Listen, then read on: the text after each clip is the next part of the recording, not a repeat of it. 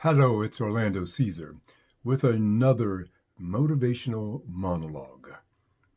I said in an earlier video that there were instances where people felt comfortable challenging me, regardless of my position within the organization and regardless of their position within the organization.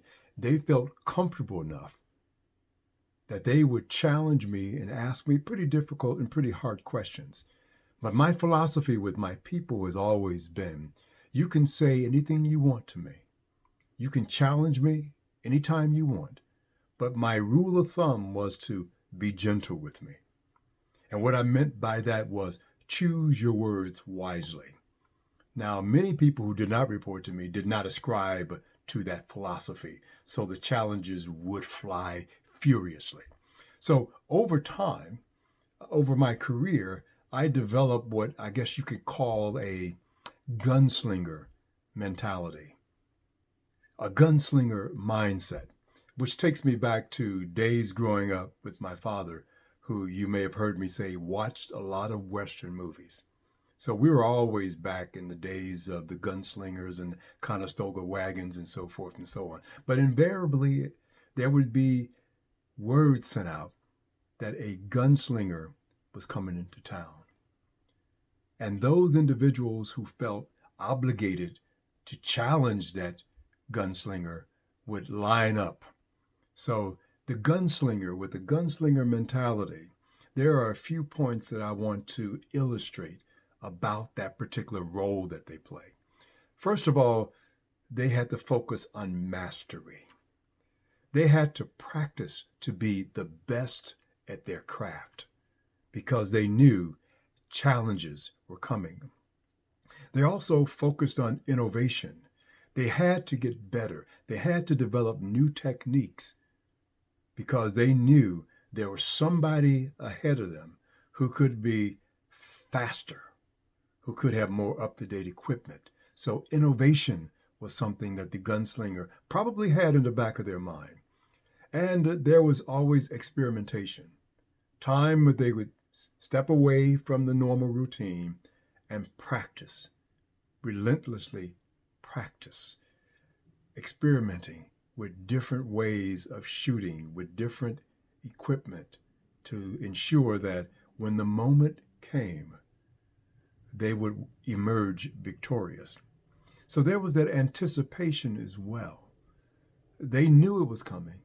They didn't know when it was coming, but they had to anticipate that it would come and how would they respond to that particular moment of truth. So you had the mastery, you had innovation, you had experimentation, you had anticipation, and they would build their reputation from their successes. When you do well, when you excel, word will get around. Those among you and around you, they will hear about it, they will see it. Those higher up within the organizations, within the organization will hear, did you know about so-and-so? She's really doing well. He's really doing well. So your reputation many times would precede you to those who are in positions of power or to those who are just competitors who want to see if you are all that, if you are as good as the word on the street says that you are.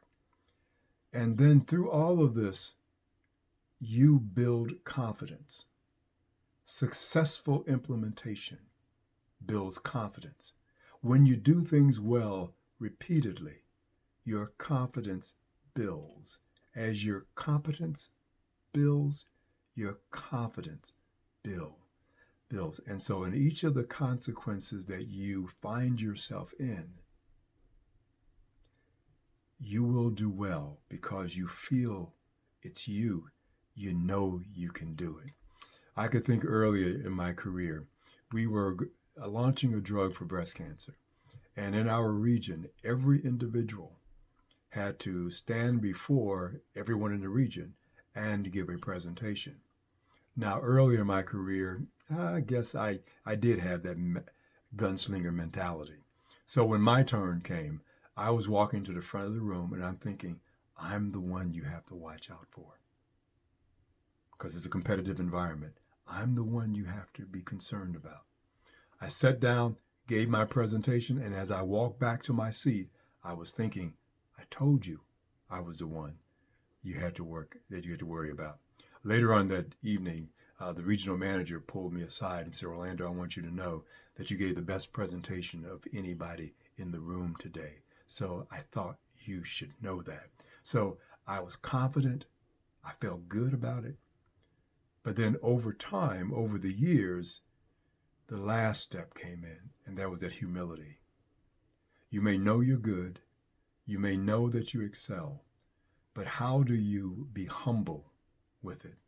Because as you are humble with it, more people will come to you, ask for advice, ask for input on how you've done it.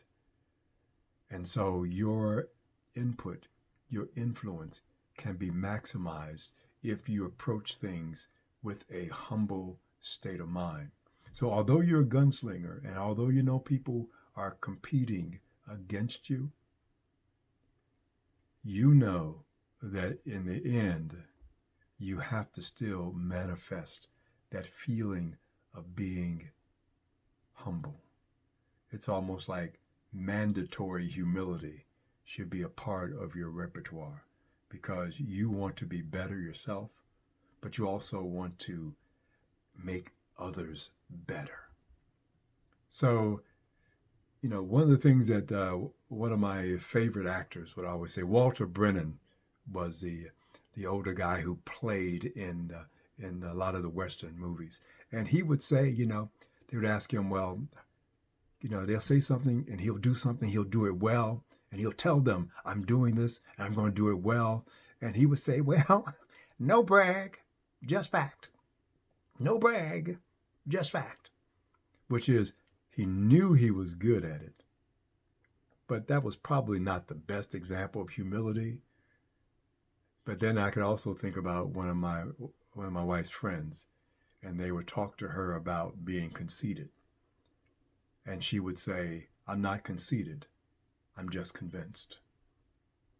So when you look at the different points, when you look at mastery, when you look at innovation, you look at experimentation, anticipation, your reputation, your confidence that you've built up, and then your humility, all of this is a part of the gunslinger mindset, the gunslinger mentality. And there's a little gunslinger in all of us. Have a great day. This is Orlando Caesar. Find out more about me at orlandocaesar.com. Have a fantastic day.